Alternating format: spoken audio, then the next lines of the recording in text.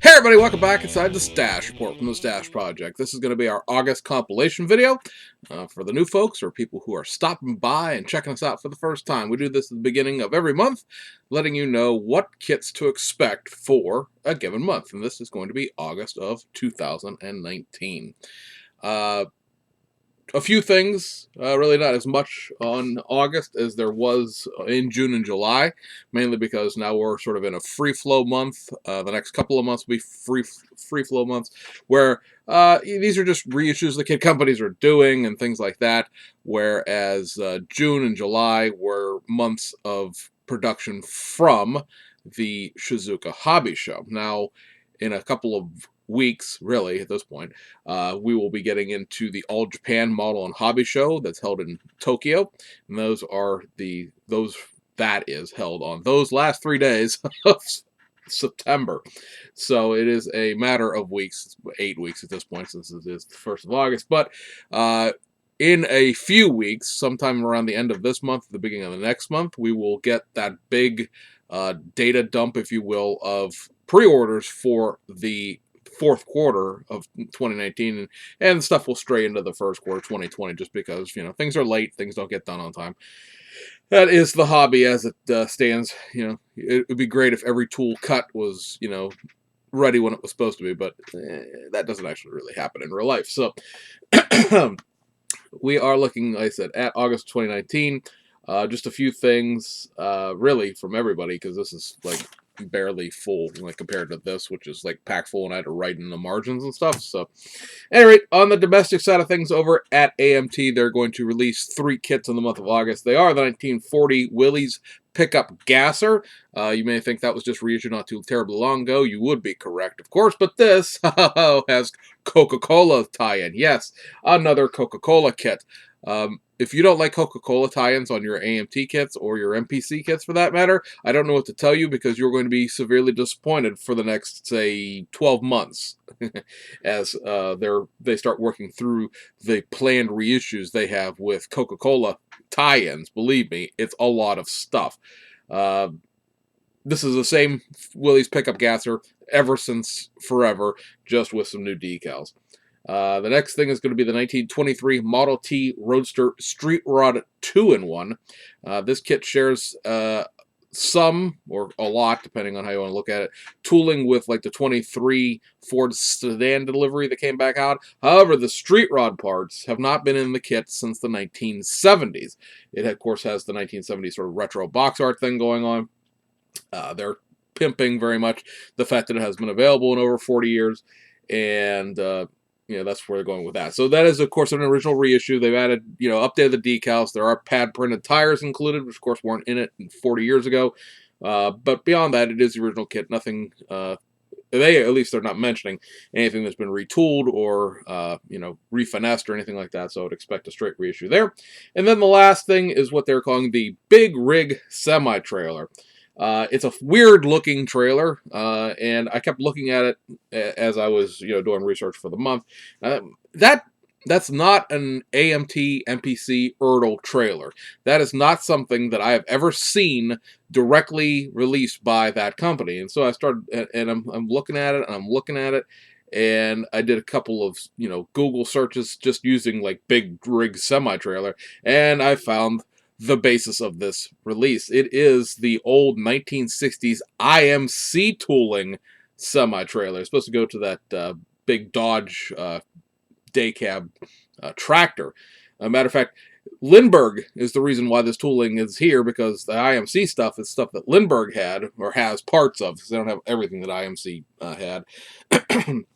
Some of that tooling is just, lost to time, I think. But this was most recently seen in like the Diamond in the Rough kit, as well as a few other things. Well, not the Diamond in the Rough kit. You're thinking like the AMT one, but the one that Lindbergh did with the 1940 Ford of the Lindbergh tooling on the flatbed trailer being pulled by that big Dodge pickup truck. Also, they did a release of it just with the flatbed. This trailer is, I don't know, probably 35 feet long, I would say, in real life. It is very 1960s based, and it builds up in 2 sections. If you've ever seen one of the Italeri containers, Italeri containers, a 20-foot trailer, they've also sold a 40-foot trailer version of it, which is two of the containers that you then have to basically build together. It ends up with a great big gap down the side and the roof and the bottom and all that kind of stuff. So same sort of thing here. They're saying, oh, you can build it as an over-the-road trailer or a city delivery trailer. Well, yeah, you either build the whole thing, the 30-foot long trailer, or you build half of it with a single axle on it, and it's now probably a 15-foot trailer, which is really way shorter than any city delivery trailer you really come across. Perhaps maybe back in those days, because nowadays a city delivery trailer, a pup trailer, is 28 feet long. The trailers that are in the AMT double header, for instance, are 28-foot long pup trailers. So this looks like it's about 15 feet long. Maybe it's kind of sort of maybe 20 feet long, but it's certainly not 28 feet long, because two of those 28-foot trailers, of course, is 56 feet, and this ain't no 56-foot long trailer when you put it together. It does come with a set of ramps, and for all intents and purposes, you could build it without putting the box on top and just have the flatbed trailer. So I don't know what the worth of and value of this is, other than the fact that it hasn't been released in forever and a day, because it was done on an IMC boxing, and then I think it got a Testors boxing back when, remember, Lindbergh was owned by Testors at one point in the 1980s, I want to say. But that's, like a 60s release, an 80s release, and hey, a 2020s release, 2019, however you look at it. So those things are coming back out.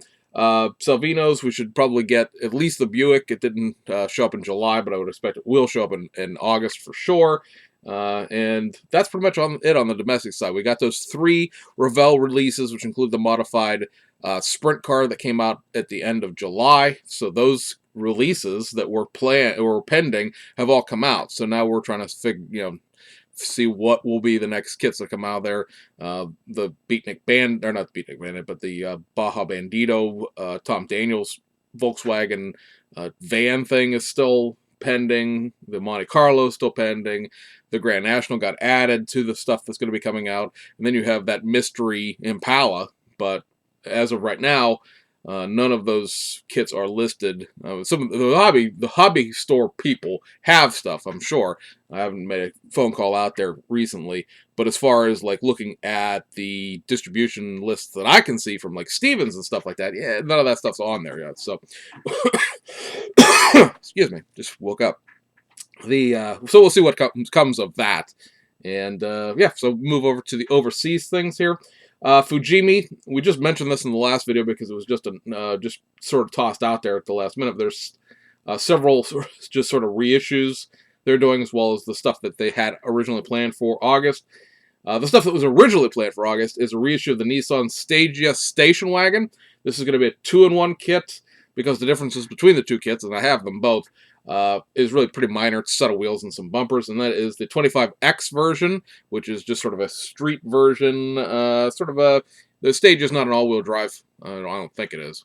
I shouldn't say that so definitively without knowing. But I don't believe the Stagea is an all-wheel drive wagon, but it's sort of a more beefier looking wagon. Sort of like the way Subaru Legacies come in a wagon and they come in the Outback, and the Outback is a little more off-roady looking. And I realize all Subarus are all-wheel drive, but you know what I mean as far as the look of the thing. And then the Autech version, which is a tuning house in Japan. And that kit is much more lowered, has a bunch of ground effects, beefier tires and wheel combination, things like that. And they're going to be reissuing the Toyota Mark II GX71 2.0. I believe this comes with an engine, if I remember reading correctly.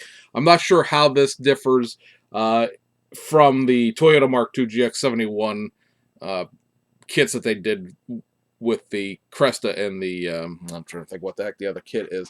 The Cresta and the, I need to slide over here so I can see my shelves.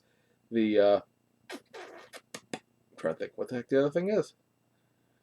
The Cresta, the Mark II, and something else that is completely slipping my mind, and it's in a 3-pack of kits that I can't see the box art for. But those 3 kits were reissued probably 2.5 years ago now, maybe closer to 3, and they all came out with engines. They're part of the High Mecha series back in the late 80s, and I'm not sure. I would assume that's like a trim-leveled thing here, But we'll see when that kit gets released. I'll compare it to the one I have and see if it's anything really significantly different there, other than maybe the wheels are a little bit different and like different decals for the different badging. Because I think the ones that were released are 2.5 turbos, and these would be 2.0. 2-liter engines. So I don't know. We'll see. I'm losing my train of thought trying to see a shelf that's 12 feet away. Anyway, wire mesh 17-inch wheels and the BBS 3-spoke 17-inch wheels. The sort of just stuff that they tossed out as being reissues. You have the Mitsubishi Pajero full option, the Nissan Silvia S14K, which is the top of the line trim level, and Autech 2-in-1, so sort of the same thing where one is a factory stock car, the other is a little bit of ground effects, a little bit of wheels, a big rear wing. Nissan Fairlady Z432R, which is the 240Z homogenized racing version. Nissan Silvia RS110 and 2005 WRX STI, as well as lastly the Land Cruiser 80, which is the sort of 1980s version, if you will, of the Land Cruiser. It's a kind of build on a curbside chassis, but it is the only that I'm aware of 124 scale kit of that Land Cruiser. And then lastly, the Isuzu Bighorn, which is what we got here in the States as the Isuzu Trooper. This is a really, really, really basic curbside kit. I think it's a motorized toy they've turned into a model kit. I don't necessarily believe it's their tooling per se. But it is JDM only. There's no Isuzu Trooper lurking in there anywhere. And lastly, we go over to Aoshima, which has 2 kits that are August kits, if you will, and then everything else is going to be a restock. And they are the 1/20th scale 1979 Suzuki Alto. I think it's a Subaru Servo is the other half of this. Now I got to look it up because that's going to bug me. But it is a 2-in-1 kit in the sense that everything in the kit rides the same chassis, but there are 2 bodies, and so you're choosing which of those 2 kits you want to build. Let me see if I can find it here real quick, because I know they released the box art for it this morning, so it is definitely coming as a nope, that's not it. I was going to say Daihatsu, but that's the 1/20th scale reissue for next month. Let's see here. Is it 2 Suzukis? Oh, it is 2 Suzuki. So it's the Suzuki Alto or the Suzuki Servo. It is both of those were 1980s kits. I think one was actually a late 70s kit, and the other's a 1980s kit. There, of course, is a 1/24 scale Suzuki Alto done by Fujimi, but it is a later version, a late 80s, early 90s version of it. I really wish this was a 1/24 scale kit because the servo is hideously ugly, and I want to build one, but I really don't want to buy a 1/20 scale 1980s motorized toy kit to get one. But I guess that's sort of my choice in that. The other reissue will be the 2018 Mazda Familia NCP 160M. It's a lot of letters after a I have a Siamese. Did I tell you guys I have a Siamese? I'm pretty sure you guys know I have a Siamese. Basically, one of my outside cats is in the window well, being chased by one of my neighbor cats who can't get the idea that he should go home, and my Siamese cat is on the inside rooting for the fight. I'm not sure whose side he's on. Anyway, the Mazda Familia is a rebadged version of the Toyota Probox, which is sort of a station wagony upright station wagon. It's not really an SUV because that's not an SUV. It sort of looks. It could have been a sedan. It has the front end of the current Toyotas, but it is definitely more of a station wagon. It's more of a commercial delivery vehicle in the Japanese genre, if you will, because they do export it outside of Japan. I was going to say the Japanese country, but it goes outside of Japan. Aoshima issued this as a new tool last year with 2 versions. One's a very commercial van. The other one is the version of it you can buy sort of as a family vehicle. The Mazda Familia, a lot of people think of that as being a 3-door little compact car. There's also, but the Mazda Familia, this truck thing, is a separate vehicle, and it was for a long time based on a Nissan commercial delivery van, and it is now switched over in 2018 onto the Toyota Probox chassis. So basically, it's the same kit with some Mazda decals thrown in, but much like the Mazda Flare version of the Suzuki Hustler, yeah, gotta have one. because goofy car. Then the reissues for August. These are just straight restocks for getting the vendors back up to speed. The 1996 Mazda RX-7 FD3S.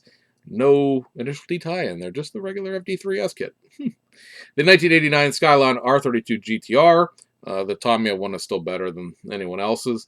The 1985 Toyota 11 GT Apex. The 1990 Toyota Century.